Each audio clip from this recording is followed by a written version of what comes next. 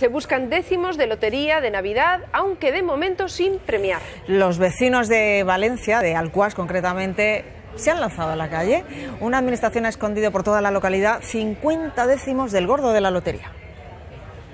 Entre merluzas y fresones, cuidado con los apretones. En la Sequieta, yo creo. Tiene que ser el puente de la Rotonda a la Torre, ¿no? El puente tiene que ser lo del parque. Es la pista que conduce a la herencia del marqués Manfredi. Aparcado entre moros y cristianos está el décimo premiado. El callejero de Alacuás es el tablero de juego. El parque de la Sequieta está ahí y se supone que eso es la zona mercado. Y esta administración brinda el premio, 1.000 euros repartidos en 50 décimos para el gordo de Navidad. Son casi 20 millones de euros. Si tocara al gordo, son 50 décimos lo que se esconde. Prisas por subir al coche. Vamos a la pista número 5, que está en el puente. Competencia sobre ruedas. El chico va con la bici, ¿eh? Y vamos a otro porque si no... Y si se descifra bien el enigma, puede que sea el que hay ahí al final del pueblo, que separa la zona de los bungalows. Gana quien primero encuentre el escondite. Mira, ahí está. Canjeaste vale por un décimo de Navidad de Lotería Castillo. Lo intentan ahora en el mercado municipal. La pescadería está allí y la fruta tienen que estar ahí. Pero parece que se han adelantado.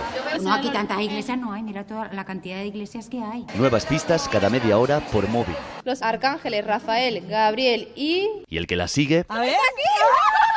En el Biblioteca. mercado, la biblioteca, y hasta que al final ha tocado aquí. Ahora será el azar quien cifre la cuantía de la herencia del marqués.